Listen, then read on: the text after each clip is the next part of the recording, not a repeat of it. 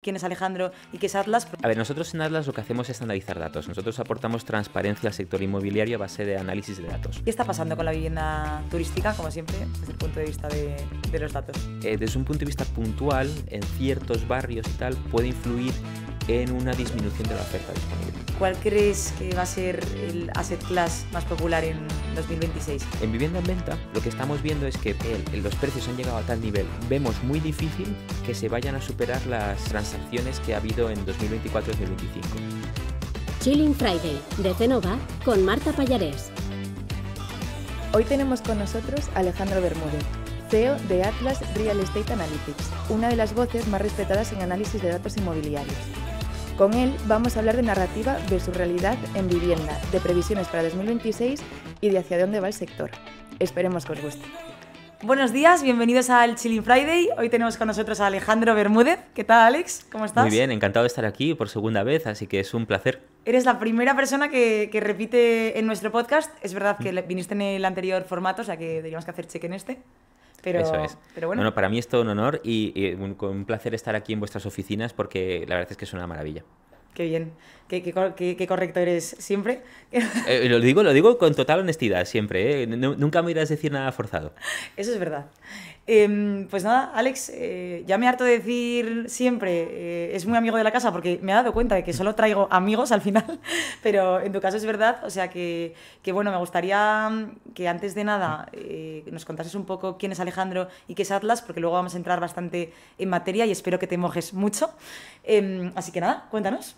Perfecto. Pues bueno, la verdad es que en Cenova tenéis muchos amigos, así que es normal que siempre invites amigos, pero a ver, nosotros en Atlas lo que hacemos es analizar datos. Nosotros aportamos transparencia al sector inmobiliario a base de análisis de datos. Tenemos muchas fuentes de información y el objetivo es dar todo lo que el promotor, fondo de inversión, banco, consultor necesita para reducir el riesgo en la inversión.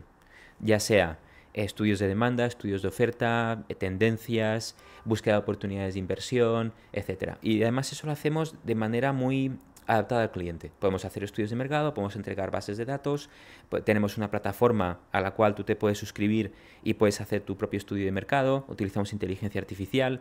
Es decir, nuestro objetivo es adaptar el dato al usuario, ya sea un usuario experto, analista de fondo de inversión en Londres que quiere 3 datos muy puntuales, o alguien que, por ejemplo, está haciendo compra viviendas para reformar y vender y está iniciándose en el sector, ¿no? Damos servicio a todo tipo de ente inmobiliario que quiera invertir. Incluso PropTech, porque nosotros, que no seremos vuestro mayor cliente, pero cada vez que necesitamos segmentar una base de datos para ir a un nuevo mercado, os lo pedimos a vosotros, o sea que... Eso es, sí, al final muchas veces nuestros clientes no son predecibles, ¿no? También trabajamos para clientes no inmobiliarios. Por ejemplo, proveedores de electrodomésticos, proveedores de cosas eléctricas, lámparas, etcétera, que lo que quieren es pedirnos bases de datos para hacer desarrollo de negocio. De, oye, ¿quién va a hacer más promoción de obra nueva en la zona centro de Madrid unifamiliar? Para que yo le pueda vender electrodomésticos. Pues todo eso también lo hacemos. Muchas veces los clientes nos llegan de manera totalmente inesperada. Y esos son los mejores, ¿no? Sí, totalmente, son los mejores. Porque con además los que no cuentas. No cuentas con ellos, vienen, además están bastante convencidos y sobre todo los clientes más que son mejores para nosotros son los que vienen del boca a oreja, que cada vez tenemos más y me imagino que también os pasará a vosotros. Cuando un cliente refiere a otro cliente es una maravilla. La verdad es que es el mejor marketing que se puede tener. Está claro. Bueno, vosotros también tenéis mucha presencia, lo hablábamos justo ahora que empezamos casi a la vez, ¿no? Y no hay muchos que queden, que luego trataremos este tema al final, o sea que bueno, hemos vivido este crecimiento, cambios del sector y todo lo que lleva juntos, lo cual también ha unido mucho nuestra relación. Está claro. Genial, Alex, pues nada, me gustaría exprimirte al máximo en esta media hora lo que nos, Vamos a por ello. Lo que nos dejen. Me das miedo. Y bueno, yo solo hasta donde me dejes llegar. Perfecto. Quería empezar, ¿no?, por comparar un poco la normativa de la vivienda, ¿no? ¿Qué ves, o sea, en base a lo que estás viendo, qué son rumores, qué es mito? Y aquí, basado en los datos que tú tratas, podemos entrar en toda la Macedonia de viviendas vacías, zonas tensionadas. Bueno, si podemos ir tratando como los temas más trendy, claro, e ir comparando pues qué es un mito versus los datos, podemos Perfecto. empezar por lo que quieras. Pues hay varios temas. La verdad es que, como tú bien has dicho, es una buena Macedonia. Hay muchos temas porque la narrativa en torno a la vivienda ha ido evolucionando a lo largo de los años. Hace unos años se hablaba sobre todo de grandes tenedores, fondos, etcétera, pero poco a poco han ido surgiendo temas que tienen más o menos impacto realmente en el mercado, ¿no? Está claro que hay un problema con la vivienda, no voy a entrar en ese detalle porque ya sabemos qué es lo que pasa con los precios, la oferta, etcétera, pero sí que es cierto que se ha personificado ese problema en varios efectos puntuales, que hay algunos que tienen más de verídico, digamos, o más de efecto y otros que no. Por ejemplo, el primero es el que hemos mencionado de las viviendas vacías. Las viviendas vacías, según los números... ¿Qué son viviendas vacías o qué se considera como vivienda vacía? Se considera como vivienda vacía una vivienda que no tiene consumo eléctrico ni de agua durante un año. Es decir, que nadie ha consumido nada, ¿no? Vale. Por tanto, tiene bastante lógica, ¿no? Pero claro, eso es una definición de vacía, pero puede que tenga un propietario que ese año no haya ido, ¿no? De hecho, el tema de las viviendas vacías tiene dos connotaciones muy importantes. El primero de todos es que el censo del INE de viviendas vacías, que es el de 2021, se hizo en 2020.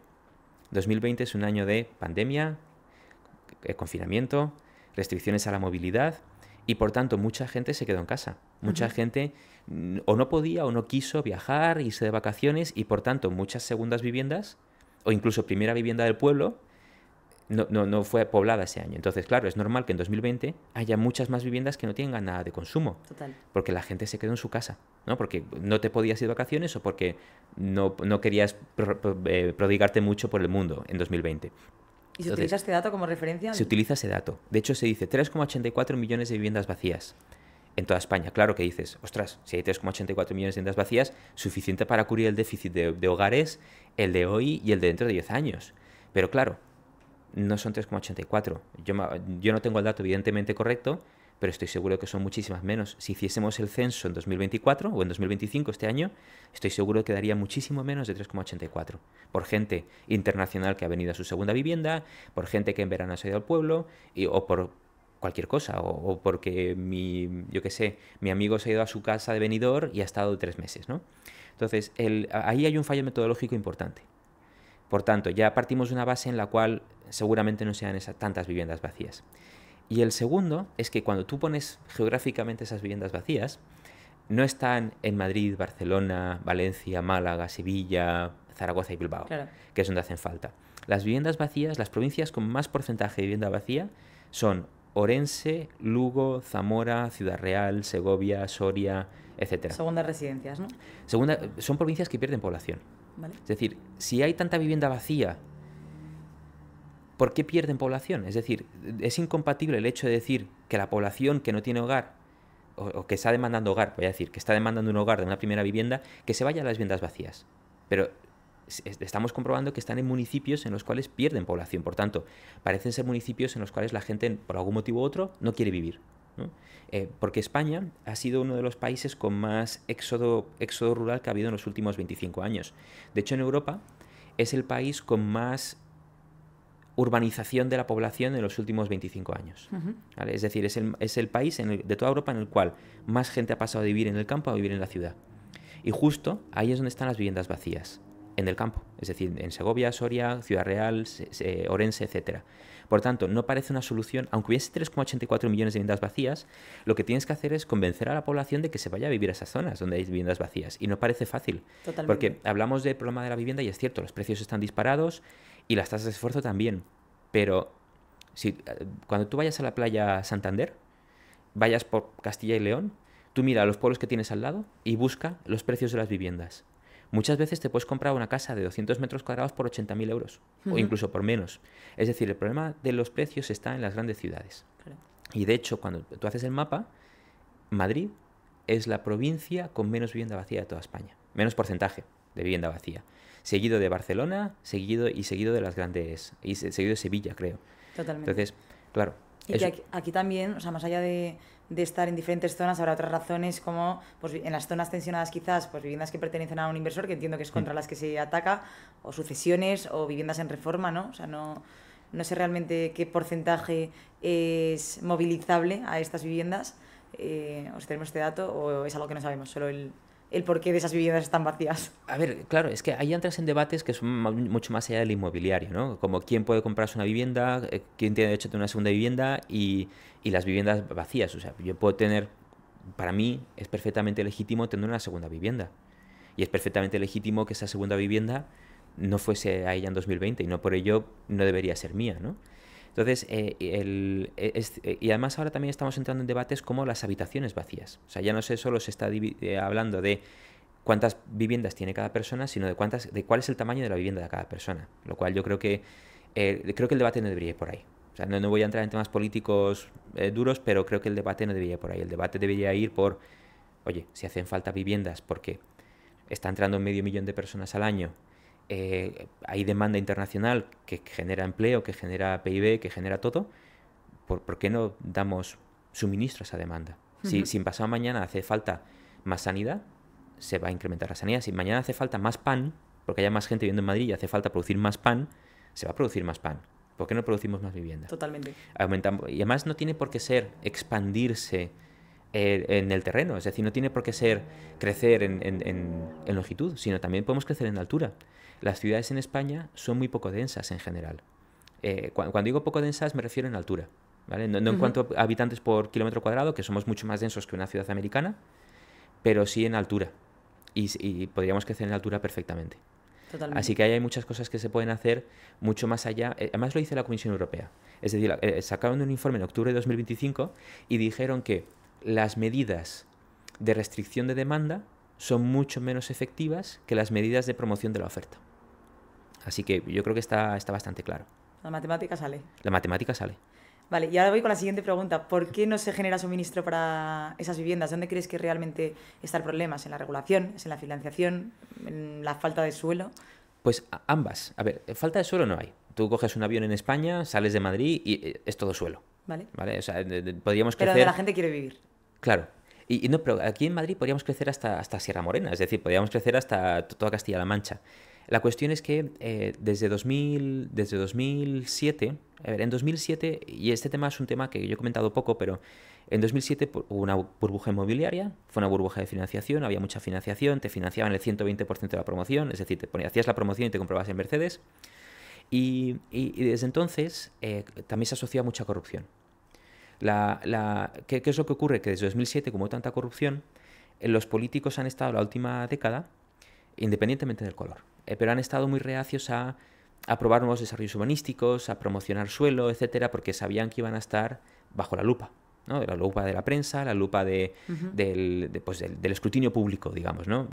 Corrupción, ladrillazo, especulación, etcétera. Entonces, ha habido mucha inmovilidad. De hecho, todos los desarrollos que ahora mismo está viendo en Madrid, que es la ciudad más activa, Valdecarros, Berrocales, Aijones, Campamento, todos llevan diseñados 25, 30 años, ¿no? Por no mencionar Nuevo Norte, que estamos aquí al lado, que también lleva desde el 93, se lleva haciendo Nuevo Norte. Entonces, ha habido tanta parálisis en ese aspecto, por un motivo o por otro, que ahora nos encontramos con el problema de que estamos teniendo un crecimiento demográfico muy potente, que bajo mi punto de vista es totalmente bienvenido. O sea, me encanta que España crezca en población y todo, pero claro, hay que aportar la infraestructura necesaria para que esa gente pueda vivir, ya sea hospitales, colegios, autopistas y por supuesto vivienda. Entonces, ¿por qué no se ha hecho? Pues porque no se ha desarrollado suelo y porque se ha rigidizado mucho la normativa de suelo. Y se ha rigidizado tanto que cualquier cosa te pone en la casilla de salida. Es decir, hay un defecto en el planeamiento urbanístico, te lo tiran 5 años más o 10 años más. Y tampoco hay financiación porque no hay un plazo determinado. Es decir, si yo fuese un fondo de inversión que quiero invertir en desarrollo de suelo y poner mi dinero ahí, me sería imposible porque yo no sé si el planeamiento va a estar ya finalista en 5, 10, 15 o 25 años. Entonces, claro, que esté en 10 años no es lo mismo que esté en 25. Entonces, hay tanta incertidumbre en plazos que no entra ningún capital ahí relativamente económico para poder desarrollar suelo de manera bastante barata. ¿Cuál crees que es aquí el objetivo público de todo esto? Porque el Estado al final también supone un problema, ¿no? Más allá del no querer mojarse con esta parte.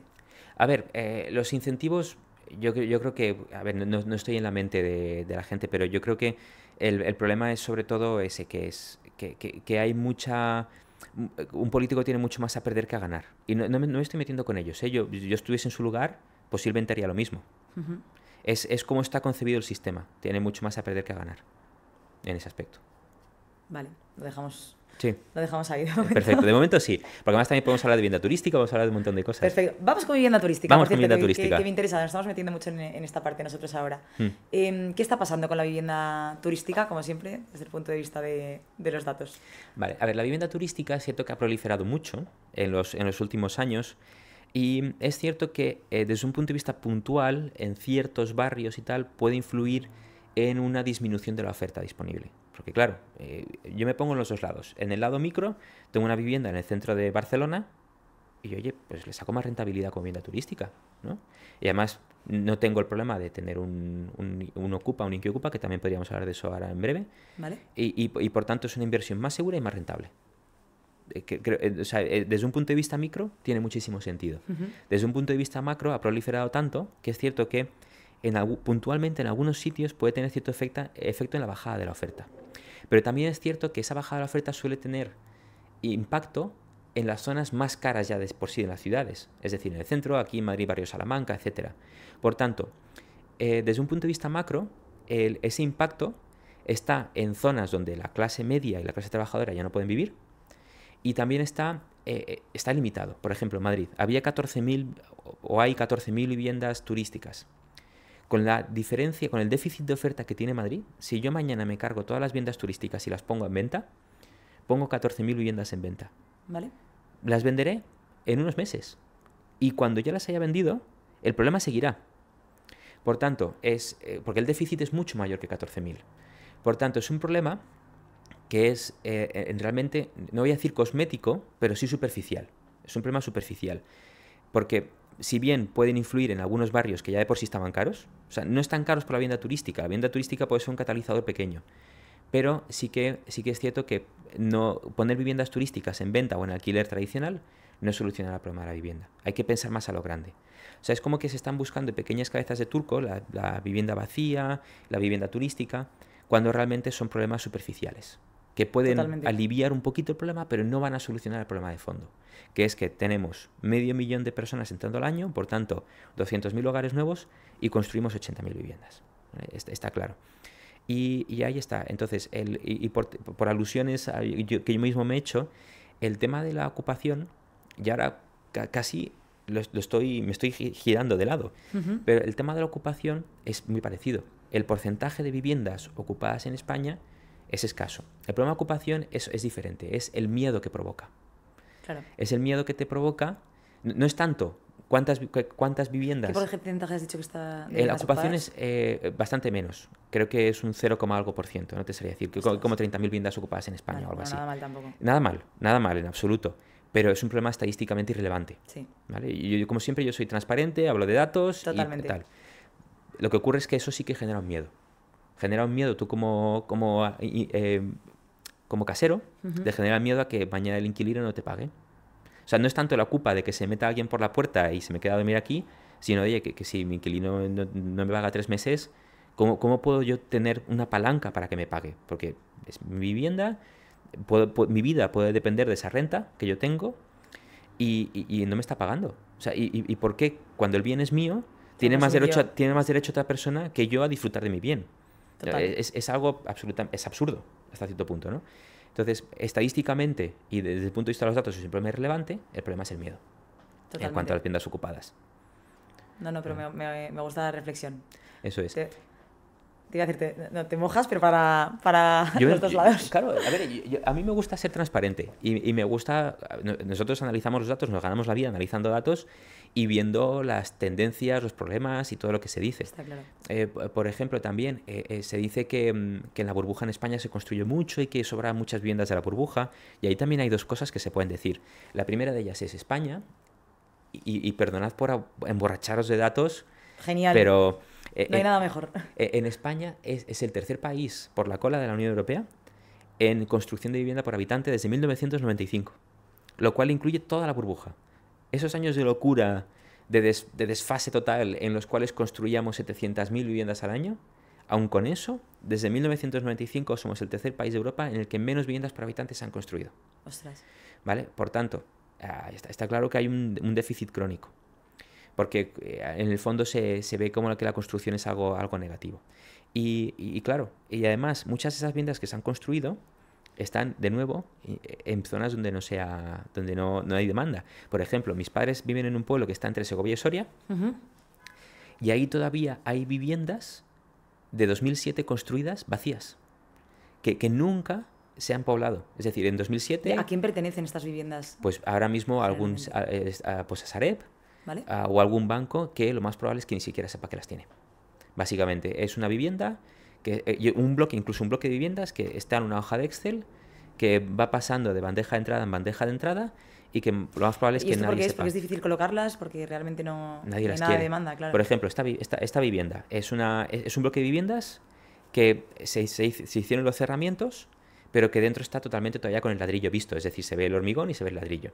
Entonces, al final, ¿para qué ha servido? Para montar fiestas, ¿no? Y para hogar de pájaros, literalmente. Claro. O sea, tú vas al sótano, que es donde está el parking, y el sótano es una piscina de 3 metros de calado. Es decir, tú puedes nadar, puedes bucear tranquilamente ahí. Entonces, son viviendas que incluso es que ahora mismo, si tú las quisieses comprar, lo mejor es tirar el edificio y volver a construirlo, ¿vale? Por tanto, tiene un valor negativo, ese bloque de viviendas.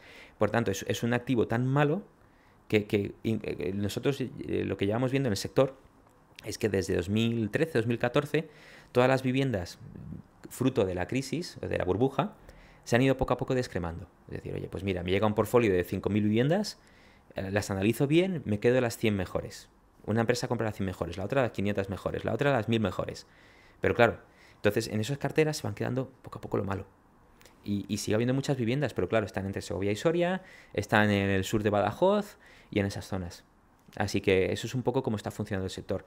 Y eso en ningún momento va a ser nada que sirva para aliviar el problema de la vivienda. Totalmente. Es así. Que veo que los problemas son siempre los tres mismos, ¿no? Pero no se pone realmente ninguna solución real según van pasando los años. Vale, hablabas antes de tendencias y también estamos viendo que hay un cambio en el ciclo del inversor. Entonces, ¿cuál crees que va a ser el asset class más popular en 2026 o los asset classes más populares en 2023 y cuáles van a dejar de tener relevancia? Vale, a ver, está cambiando un cambio. Por ejemplo, la vivienda en venta siempre ha sido y siempre va a ser el número uno, ¿vale? Y por supuesto, con el permiso de hoteles, que depende mucho del año. Hoteles en España hay años que es con diferencia el primero, hay veces que es el segundo, pero siempre se lo disputa con vivienda en venta. Ese es el más interesante. En vivienda en venta lo que estamos viendo es que los precios han llegado a tal nivel y las tasas de esfuerzo de la población han llegado a tal nivel que vemos muy difícil que se vayan a superar las transacciones que ha habido en 2024-2025. ¿Vale? Es muy difícil porque ahora mismo el comprador de vivienda, el principal comprador de vivienda, es comprador de reposición. Dicho de otro modo, por hacer un arquetipo, ¿vale? Por simplificar el asunto. Familias de 45, 50, 60 años que ya han pagado su vivienda original, han pagado la hipoteca y tienen ahorros para mejorar su vivienda. Entonces, o ponen la suya en venta o la alquilan y se compran una vivienda mejor. Ese es el número uno comprador hoy en día en España. ¿Vale? Pero no debería ser ese el número uno comprador. El número uno comprador debería ser por demografía, no por otro tema, sino por demografía, debería ser familias de 30 a 35 que se acaban de casar, van a tener un hijo y entonces quieren comprarse una vivienda, ¿no? Ese es el que tradicionalmente ha sido el comprador principal de vivienda. Pero lo que estamos viendo es que se ha invertido eso. Entonces, nosotros lo que vemos es que posiblemente ese comprador de reposición está más limitado que el comprador de primera vivienda, de verdad. Y creemos que las tasas de esfuerzo tan altas van a hacer que las transacciones tengan que bajar. Lo cual no significa que bajen los precios, ¿vale? En algunas zonas sí, en algunas zonas vemos ya agotamiento. Por ejemplo, aquí en el barrio Salamanca vemos que los precios llevan estables unos cuantos meses ya.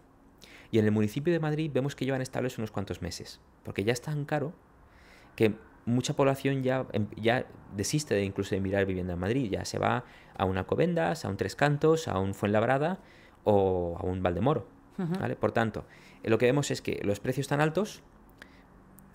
Y aquí tengo que hacer un apunte. Los precios de la vivienda en España no están más caros que en 2007, ¿vale? Que es algo que se dice, máximos históricos, etcétera. El precio de la vivienda real, no nominal, es decir, si descontamos la inflación, en España está por debajo de 2007 todavía. No ha llegado al nivel de 2007. Sí que lo ha superado en Madrid, por ejemplo, o en Barcelona, pero lo ha superado por poco. O sea, no es que estemos con el doble o el triple, que es lo que parece cuando tú haces el análisis, ¿no? Que se dispara. Lo que pasa es que se ha disparado la inflación. Ya. ¿Vale?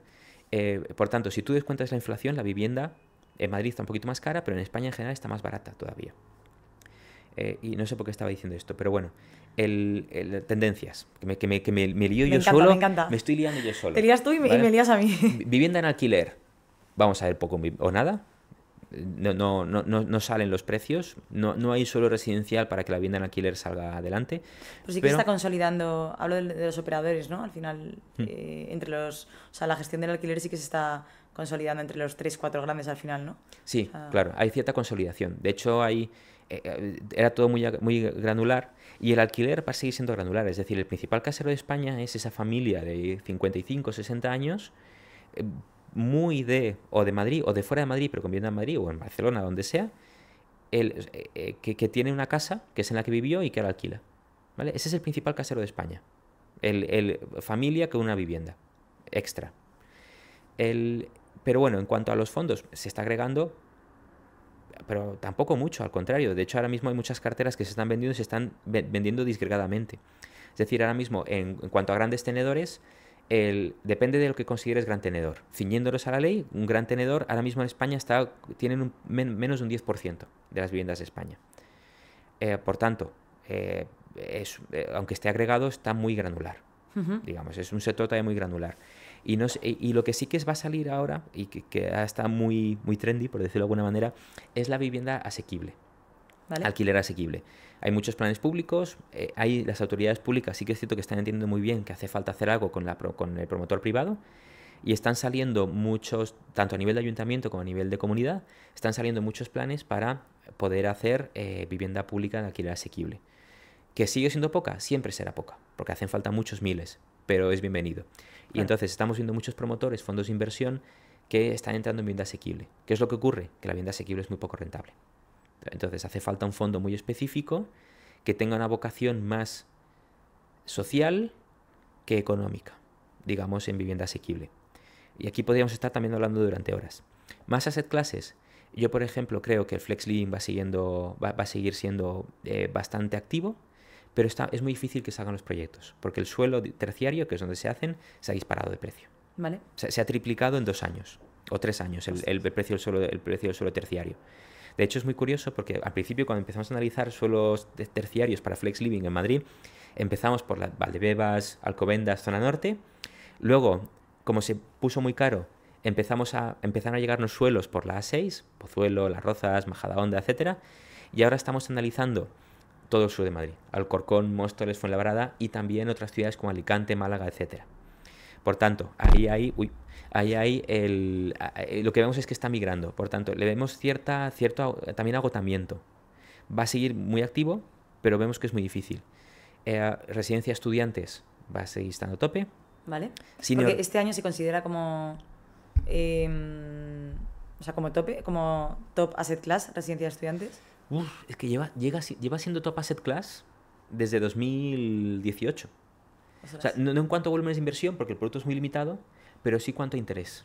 ¿Vale? En 2018 se empezó a invertir, todos pensábamos que era un ciclo y que 2020 iba a decir ya no vienen Erasmus, ya no vienen internacionales, adiós a las residencias de estudiantes. Y al contrario, cada vez tienen más ocupación, más precio, y se llenan antes, es impresionante. Entonces es un sector que tiene mucho recorrido todavía. Pero ahí tenemos una preocupación nosotros. La preocupación es que el auge de las residencias de estudiantes también está correlacionado con esa poca oferta de alquiler disponible. O sea, tú vas a Ciudad Universitaria a estudiar y en Moncloa tienes 100 viviendas a 2.000 euros al mes. Te sale la habitación a 800 euros al mes. Por tanto, 100 viviendas para decenas de miles de estudiantes que hay en la zona, no hay oferta. Yo siempre he compartido piso cuando he estudiado aquí. Entonces, ahora la paga no da. No da, en absoluto no da la paga. Y yo hay una cosa que me pregunto, porque las residencias están a bastante precio. O sea, las familias están haciendo mucho esfuerzo para que la gente venga a estudiar. Total. Y de hecho también es un problema de las universidades. El hecho de que el alojamiento esté tan caro. Porque eso reduce su potencial de traer población de otras zonas de España.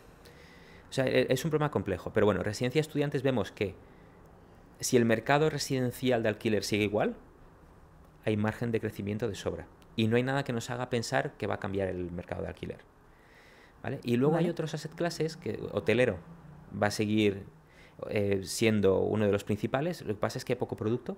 Vale. Hotelero es, y no me quiero poner muy técnico, pero siempre es más brownfield que greenfield, es decir, siempre es más transaccionar y reposicionar activos que ya están operativos. Cojo un hotel de 3 estrellas y lo convierto en 4, por ejemplo. Vale. O cojo un hotel así un poco viejecito, pequeño y tal, y lo convierto en un superhotel, más que hacer promoción de hotel de obra nueva, porque hay muy poco ya para hacer promoción de hotel de obra nueva. Oficinas va a ser un asset class que se ha polarizado bastante, pero que está funcionando muy bien en España. Las oficinas, creo que España de Europa es uno de los mejores países, y Europa en comparación con Estados Unidos también muchísimo mejor. ¿Ah, sí? Va a seguir habiendo mucha inversión en oficinas, y luego hay pequeñas cositas que para mí son nichos de mercado como data centers o incluso suelo agrícola. Para mí el gran futuro del sector inmobiliario es el desarrollo de suelo. Todo esto que hablábamos antes de que no hay suelo, de lo que no hay fondos de inversión, creemos que va a entrar mucho capital en desarrollar suelo porque falta suelo, y las autoridades se están dando cuenta de que hay que dar más suelo y que hay que agilizar los trámites de suelo. Como eso va a ocurrir, porque las administraciones públicas se van a dar cuenta y se están dando de que hay que agilizar los trámites de suelo, y lo van a hacer, va a entrar mucho más capital en la gestión de suelo. Es decir, compro un suelo en el cual hay que hacer la urbanización, etcétera, pero que yo ya sé que en 3 años va a ser finalista, entro, lo compro, pago la urbanización y lo vendo, parcela a parcela. Eso es algo que va a ocurrir mucho. Lo que pasa es que también es muy limitado. Eso está en Madrid, Málaga y poco más. Claro. Así que, bueno, va a haber un Veremos poco... hasta cuándo se puede estirar el chicle en este sentido. No has mencionado Senior Living, que hablamos la última vez. Lo tenemos olvidado. ¿En qué punto anda? A ver, Senior Living es que es un asset class que es un poco... Y me voy a explicar, ¿vale? Voy a decir la frase, pero me voy a explicar. Es un poco frustrante. Porque hay una demanda potencial bestial, tanto nacional como internacional. Es decir, seniors es la mayor tendencia demográfica que hay en nuestra sociedad hoy en día. De hecho, para mí... Más internacional, te diría, ¿no? ¿Crees que estamos concienciados y preparados para...? Claro, gran pregunta. O sea, yo creo que estamos... Digo a nivel poblacional, ¿eh? A nivel poblacional. Como usuario, aquí en España. Por eso no hay senior living local. Y entonces, el senior living es un asset class que tiene mucha demanda, pero que los proyectos no salen porque cualquier suelo que pueda ser utilizado para senior living puede ser, por ejemplo, utilizado para otros usos que son más rentables. Por ejemplo, residencia de estudiantes. Si tú tienes un suelo aquí en Madrid y dices, voy a mirarlo para senior living, llega uno que va a hacer residencia de estudiantes y paga más por el suelo. No sale el proyecto. Y luego, es lo que tú decías, la demanda nacional es potencial, pero no es real. O sea, porque en Estados Unidos a la gente le encanta irse a Florida, un senior living, a jugar al golf, a hacer deporte, a estar todo el día de vida contemplativa, pero aquí en España estamos muy arraigados a la vivienda que llevo no sé cuántos años pagando, tengo que ir a buscar a mi nieto al colegio todos los días porque mi hija no puede ir a buscarlo, entonces voy yo, la abuela o el abuelo, y estamos muy arraigados a nuestra vivienda. Y es muy difícil convencer a alguien de que se vaya a vivir a una cosa que la gente todavía ve como el antesala geriátrico. Totalmente. ¿Vale? Es así, pero hay nichos. Por ejemplo, yo siempre digo que a mis padres, que no sé si me van a escuchar, pero da igual, siempre dicen, oye, yo vivo en Segovia, tengo una casa, un chaletazo en un pueblo de Segovia, en invierno me cuesta 400 euros al mes tener la calefacción puesta. Yo me encanta irme a unos apartamentos en Cambrils, estoy todo el invierno en Cambrils, que hay menos gente, y en verano me vuelvo a Segovia. Claro. O sea, ellos son un producto perfecto para un senior living de estar 8 meses ahí en el senior living. Pero claro, hay que convencer a esa demanda, ¿no? Y de hecho los comparables que hay ahora mismo en España, para demanda española, en las grandes ciudades, o son muy pequeños, o el rendimiento no hace presagiar, o sea, no son buenos comparables, digamos. ¿Vale? Lo cual ha hecho que haya, entre que es difícil comprar y que los comparables, los testigos que hay, o no son representativos o no funcionan bien, está habiendo menos inversión. Es decir, es un asset class que es potencialmente muy potente, pero que en la realidad nadie se va a mojar el primero. La idea es muy sexy, pero no, vamos, llevamos con esto 3 años y de momento nosotros por lo menos no, bueno, hemos tratado algún activo de senior, pero no es algo que estemos tangibilizando. Claro, y para empresas como vosotros es muy difícil dedicar muchos recursos al senior living, mucha capacidad de desarrollo de negocio, etcétera, porque es que no hay volumen, no hay masa crítica. Totalmente. Y eso va a seguir así, por eso el senior living no lo he mencionado. Y luego, en cuanto a lo que es el senior más senior, lo que es una residencia de mayores de toda la vida, también es muy difícil hacer residencias nuevas. Tiene un riesgo reputacional muy grande. Por ¿El todo hacerlas el tema, o no hacerlas? El hacerlas, el tener una ¿Vale? residencia de ancianos. Porque, y aquí voy a ser políticamente incorrecto. Genial. ¿Vale? Por ejemplo, en La Dana se inunda la planta baja de una residencia de ancianos y el operador lo que hace es subirlos a todos arriba. Nadie dice nada. Perfecto. Es lo que tiene que hacer. Se inunda la residencia de ancianos y se quedan algunos abajo. Oh, qué mal, el operador, fatal, maltratados, no sé qué. Es decir, lo reputacional no tiene upside. Nadie dice qué héroes los de la residencia que han subido a los seniors y los han cuidado. No tiene upside, solo tiene downside reputacional una residencia de ancianos. Y por tanto, si bien es cierto que la inversión, lo que es el propietario de la residencia de ancianos es diferente al operador, es un sector complicado, que muchos inversores lo que hacen es tacharlo. Porque además tampoco hay producto de obra nueva y porque la rentabilidad es muy, muy baja. Porque tienen mucha dotación de personal. Es decir, las dotaciones de personal son muy amplias y si tú tienes poca rentabilidad, poco producto y encima un riesgo reputacional que solo puede ir a peor, nunca va a ir a mejor, al final no te metes. Totalmente. Es un sector en el cual te metes, eso, si tienes una responsabilidad social o si es un sector que tú has visto que esa rentabilidad te parece bien y tienes muy separado lo que es la propiedad del operador. ¿Vale? Pero, por ejemplo, hemos visto operadores varios que han tenido que hacer rebrandings recientemente. ¿No? Oye, me cambio el nombre, soy el mismo, pero me cambio el nombre por X o por Y. Tampoco voy a entrar en casos puntuales. Luego me los cuentas. Luego te los cuento. Fenomenal. Oye, Alex, estamos yéndonos un poco de tiempo, como siempre. Pero si tú y yo. hemos sacado el 20% de los temas que Totalmente, teníamos. totalmente. Bueno, no, aún me quedaban 3 o 4, pero hay uno que es obligatorio. Y es el que hablábamos tú y yo, ¿no? Antes decíamos, oye, hemos vivido juntos, hemos nacido prácticamente juntos, ¿no? Sí. Pero de todos los que empezamos hace 5 años en el PropTech, no quedamos tantos, ¿no? Realmente. ¿Por qué es esto? ¿Cómo ves el ecosistema PropTech según los datos y las vivencias que hemos tenido? ¿Y qué crees que nos espera a futuro? Pues es una gran pregunta, porque es cierto que cualquier ecosistema de startups tiene una tasa de mortandad bestial. Siempre se dice, ¿no? 10% sobreviven, 90% mueren, etcétera. Pero el problema del sector PropTech es que yo creo que desde 2021, o 2020, 2019, que es un año en el cual nacimos un montón, creo que a partir de 2022 no ha habido una tasa de renovación. Es decir, los que nacimos ahí, muchos han caído. Ola. Sí. Fue una gran ola, muchos han caído por mera estadística, pero no se ha renovado. ¿Por qué no se ha renovado? Porque yo creo que por varios motivos. El sector inmobiliario es un sector súper poco favorable para las PropTech, pero súper poco.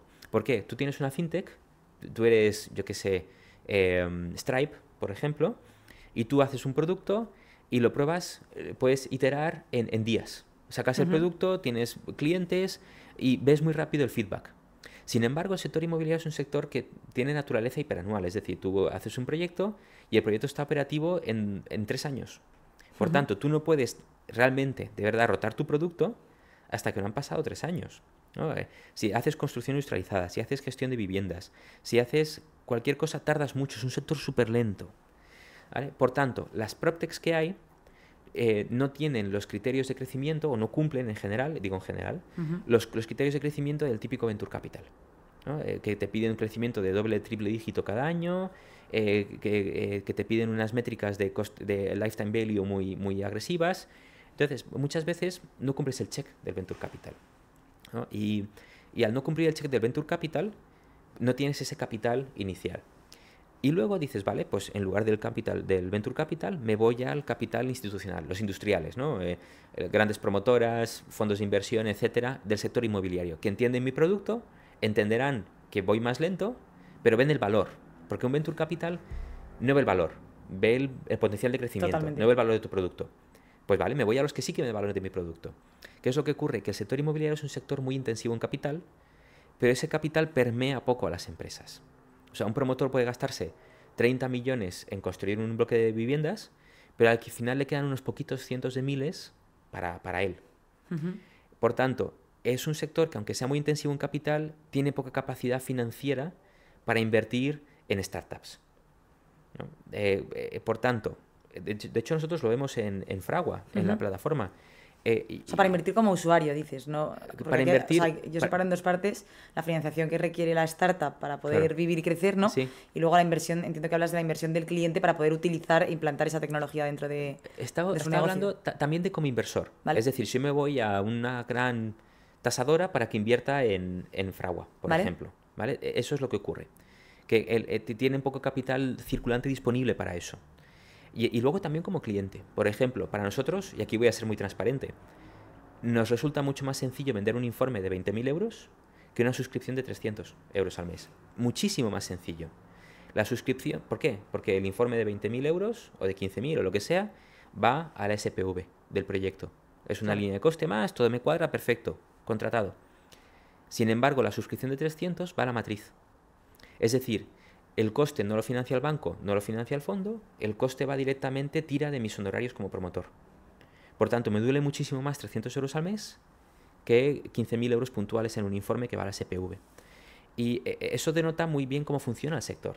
O sea, es un sector que no tiene ese circulante como para invertir. No es como una farmacéutica que puede invertir en 18 startups. Claro.